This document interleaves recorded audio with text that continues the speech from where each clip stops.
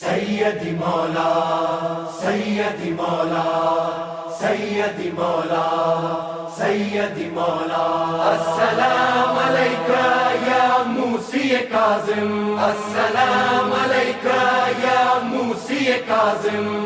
اعوذ باللہ من الشیطان الرجیم، بسم اللہ الرحمن الرحیم، الحمدللہ رب العالمین والصلاة والسلام علی اشرف الانبیاء والمرسلین خاتم النبیین ابی القاسم محمد وعلی آل بیتہ الطیبین الطاہرین المعصومین ولعنۃ الدائمۃ علی اعدائہم اجمعین، اما بعد۔ محترم ناظرین کرام، سلام علیکم۔ ہم حاضر ہیں اپنے پروگرام نایاب گوہر کو لے کر، جہاں آپ جانتے ہیں کہ ہم آپ کی خدمت میں چند ایسی حدیثیں پیش کرتے ہیں اس معصوم سے جس کی ولادت اور شہادت کی تاریخ ہوتی ہے۔ جی ہاں، آج ہم حاضر ہوئے ہیں آپ کی خدمت میں ہمارے آپ کے ساتویں امام موسی کاظم علیہ السلام کی شہادت کے موقع پر۔ لہٰذا سب سے پہلے ہم آپ سبھی حضرات کی خدمت میں اور بطور خاص امام زمان اجل اللہ تعالیٰ فرجہ شریف کی بارگاہ میں آج کی تعزیت اور تسلیت پیش کرتے ہیں۔ جی ہاں، ہمارے امام کا نام، ساتویں امام کا نام موسیٰ، آپ کا لقب کاظم، عبد صالح اور باب الحوائج جیسے القاب آپ کے لیے مشہور ہیں۔ آپ کی کنیت ابو الحسن اور آپ کے والد بزرگوار کا نام امام جعفر صادق علیہ السلام ہے۔ آپ کی والدہ گرامی کا نام حمیدہ خاتون ہے اور آپ کی تاریخ ولادت 7 صفر المظفر سن 128 ہجری اور آپ کی تاریخ شہادت 25 رجب المرجب سن 183 ہجری ہے۔ آپ کی کل عمر 55 سال ہے اور آپ کا روضہ اقدس آج بھی کاظمین بغداد میں موجود ہے۔ اب ہم چلتے ہیں ان نایاب گوہر کی طرف جو ہماری زندگیوں میں کافی اہمیت کی حامل ہے، اور حامل ہی نہیں، اگر ہم اس پر عمل پیرا ہو جائے تو ہماری زندگیاں تبدیل ہو سکتی ہے۔ اور آپ غور کریں کس طریقے سے لوگ ان احادیث، ان اقوال اور ان باتوں کے ذریعے سے اپنی زندگیوں کو تبدیل کر دیا کرتے تھے، اور کس طریقے سے لوگوں کی زندگی میں انقلاب پیدا ہو جاتا تھا۔ خود ہمارے آپ کے ساتھ امام موسی کاظم علیہ السلام جب بغداد میں مصیبت بھری زندگی گزار رہے تھے تو روایت کہتی ہے کہ ایک وقت امام ایک راستے سے گزر رہے تھے۔ امام نے دیکھا ایک گھر سے گانے کی آواز آ رہی ہے، رقص اور ناچ کی آواز آ رہی ہے۔ امام گزر رہے تھے، امام نے گانے کی، رقص اور ناچ کی آواز کو جیسے سنا، امام کچھ لمحے کے لیے تھوڑا آہستہ ہوئے تو کیا دیکھا، اس گھر سے کنیز باہر کچرا پھینکنے کے لیے آئی ہے۔ امام آگے بڑھے اور بڑھ کے اس کنیز سے پوچھا، یہ کسی غلام کا گھر ہے یا کسی آزاد کا گھر ہے؟ اس کنیز نے کہا یہ آزاد کا گھر ہے۔ امام نے فرمایا یقیناً یہ کسی آزاد کا گھر ہے، اگر کسی غلام اور کسی بندے کا گھر ہوتا تو اپنی مالک کی اطاعت ضرور کرتا۔ آپ غور کر رہے ہیں، امام ایک عجیب نقطے کی طرف اشارہ کر رہے ہیں کہ ہر انسان کہیں نہ کہیں اپنے آپ میں خدا کا بندہ ہے، خدا کا غلام ہے، اور غلام کی ذمہ داری یہ ہے کہ وہ اپنے خدا کی اطاعت کرے، اپنے خدا کے حکم کو مانے، اور اگر ہم نہیں مانتے تو پھر ہمیں سوچنے کی ضرورت ہے۔ امام نے جب کنیز سے پوچھا کہ کسی آزاد کا گھر ہے یا غلام کا، تو کنیز کہتی ہے آزاد کا گھر ہے۔ امام نے کہا یقیناً کسی آزاد کا گھر ہے، اگر کسی بندے اور غلام کا ہوتا تو اپنے خالق کی، اپنے مالک کی اطاعت ضرور کرتا۔ اس کے بعد امام آگے بڑھ گئے اور کنیز دوبارہ جب اپنے گھر واپس آئی تو اس کے مالک نے اس سے تاخیر کا سبب پوچھا کہ تم کچرا پھینکنے کے لیے گئی تھی، اتنی لیٹ کیوں ہو گئی، اتنی تاخیر کیوں ہوئی؟ تو اس نے جو چھوٹا سا واقعہ، جو چھوٹا سا حادثہ اس کے ساتھ رونما ہوا اسے پیش کیا۔ جیسے ہی تاریخ نے اس شخص کا نام بشیر لکھا یا بشیر لکھا، اس جملے کو سنا ہے کہ اگر واقعاً یہ گھر کسی غلام یا بندے کا ہوتا تو اپنے مالک کی اطاعت کرتا۔ ننگے پیر بشیر بھاگتا ہوا امام کی خدمت میں آیا اور آنے کے بعد معافی مانگی اور معافی نہیں مانگی، امام نے کہا میرانی یہ تیرا اور خدا کا معاملہ ہے، خدا تجھے معاف کرے تو اپنے پروردگار سے استغفار کر۔ اور تاریخ اور روایت کہتی ہے کہ اس نے جو بارگاہ خداوندی میں استغفار کیا اور ہمیشہ اس واقعے کو یاد کر کے گریہ ہی نہیں کرتا تھا، بلکہ پوری زندگی اس کے بعد وہ زمین پر ننگے پیر چلتا تھا کہ مجھ سے اتنی بڑی غلطی ہو گئی۔ آپ غور کریں تو انسان اگر ان احادیث کو یا ان معصوم اقوال کو دیکھے تو اندازہ نہیں کر سکتا کہ ان اقوال کا اثر ہماری زندگی پہ کس قدر، کب اور کہاں اور کیسے ہو سکتا ہے۔ ایک جملہ امام کا کہ اگر واقعاً یہ غلام اور بندہ ہوتا تو اپنے مالک کی اطاعت کرتا، ایک جملے نے اس بشیر کی زندگی کو تبدیل کر کے رکھ دیا۔ وہ بشیر جو گانے سننے کا عادی تھا، وہ بشیر جو رقص اور ناچ کا عادی تھا، اس نے اسے گناہوں سے نکال لیا ایک جملے نے، اور اس کی زندگی میں ایک بڑی تبدیلی، بڑا انقلاب، بڑا بدلاؤ پیدا کر دیا۔ جی ہاں، ہم بھی اگر اقوال ائمہ علیہ السلام کو یا اقوال معصومین کو سنتے ہیں اور اس پر عمل کرنے کی کوشش کرتے ہیں تو یقیناً ہماری زندگی میں بھی تبدیلی آ سکتی ہے، ہماری زندگی میں بھی بدلاؤ آ سکتا ہے۔ اور امام کا اہم ترین جملہ ہم نے سماعت کیا کہ جس میں امام فرماتے ہیں واقعاً اگر انسان خدا کا بندہ اور غلام ہے تو غلام کی ذمہ داری ہے کہ وہ اپنے مالک کے حکم کی اطاعت کرے، وہ اپنے مالک کے حکم کی فرما برداری کرے۔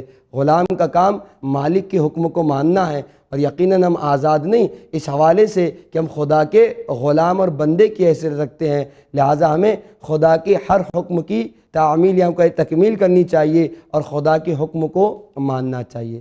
اور آپ دیکھیں انہی احادیث کو لے کر خود ہمارے آپ کے ساتھ امام ارشاد فرماتے ہیں کہ انسان کو چاہیے کہ وہ احادیثوں کی بھی زکوٰۃ ادا کرے۔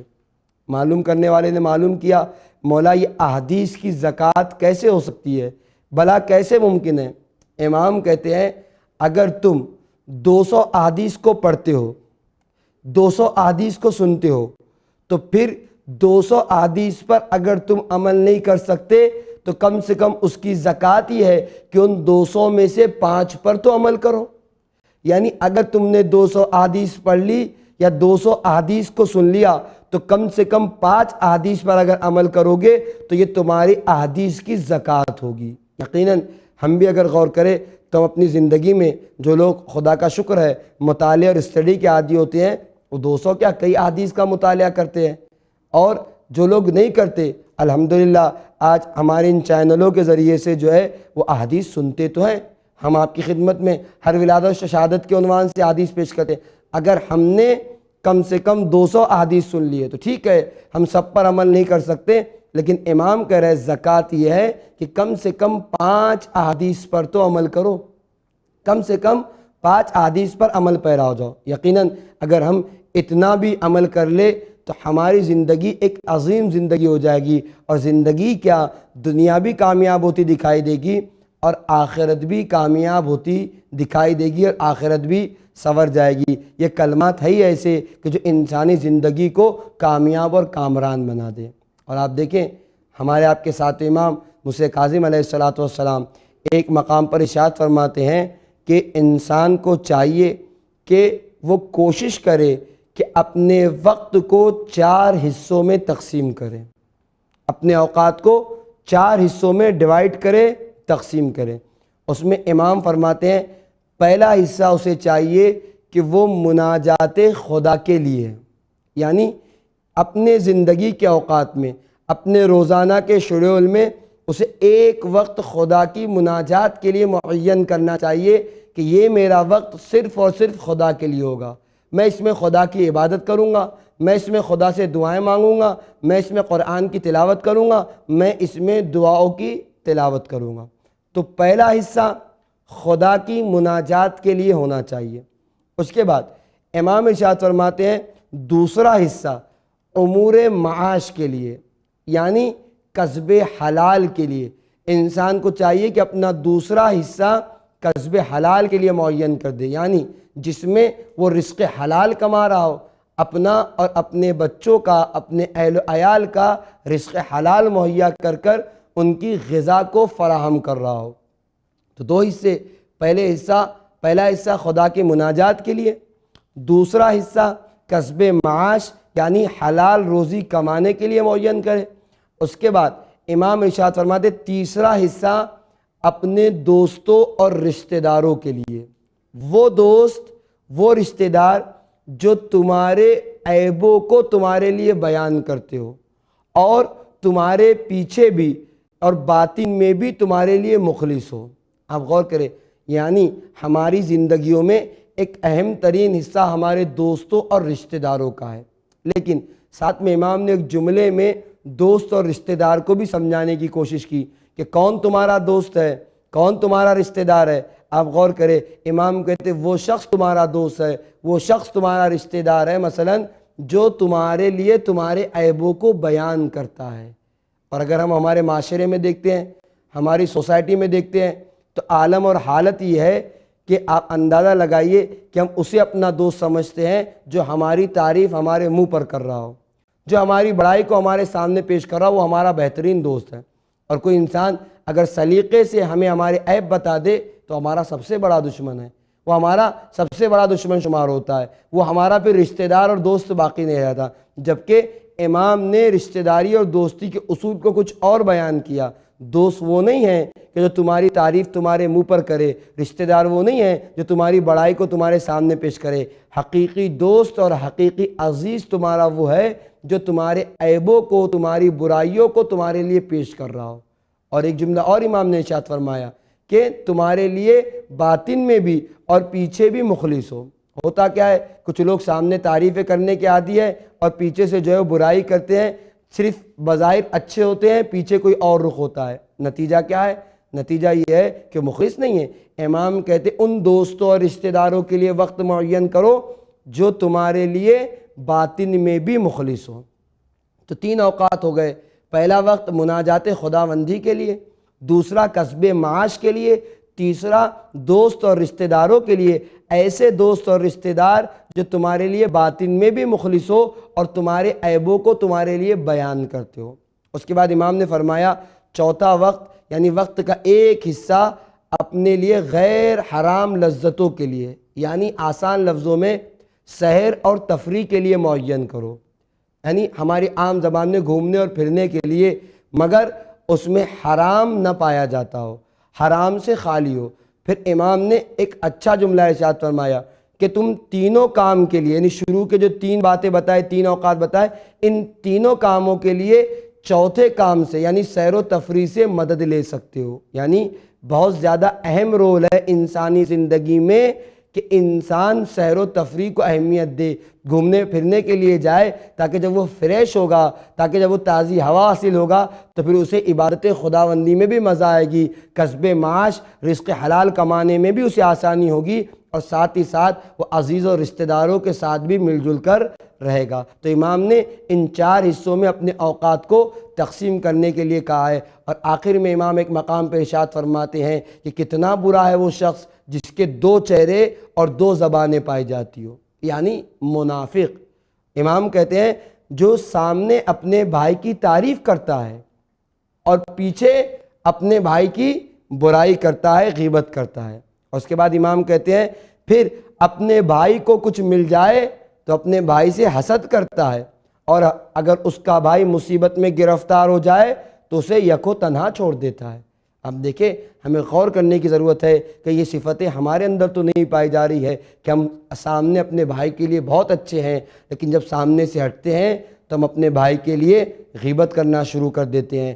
ہمارے بھائی کو کوئی چیز ملتی ہے تو ہم اس کے اوپر حسد کرنے لگتے ہیں، اور جب وہ مصیبت میں ہوتا ہے تو اسے یکو تنہا چھوڑ دیتے ہیں۔ امام کہتے ہیں کتنا برا ہے وہ شخص جس کے دو چہرے اور دو زبانیں ہوں، سامنے کچھ ہو اور باطن میں کچھ ہو۔ یہ کچھ نایاب گور تھے جو سات امام کی زندگی سے، جو امام کے اقوال سے ہم نے آپ کی خدمت میں پیش کیے۔ امید کرتے ہیں ہم ان پر عمل کر کے ہماری زندگیوں کو کامیاب بنانے کی کوشش کریں گے۔ بارگاہ خداوندی میں دعا گو ہے پروردگارہ ہمیں توفیق دے کہ ہم ان احادیث پر عمل کر کے ہماری دنیا بھی سنوار لیں اور ہماری آخرت بھی سنور جائے اور ہماری توفیقات میں روز بروز اضافہ ہوتا رہے۔ وآخر دعوانا ان الحمدللہ رب العالمین۔ السلام علیکہ یا موسی کاظم، السلام علیکہ یا موسی کاظم۔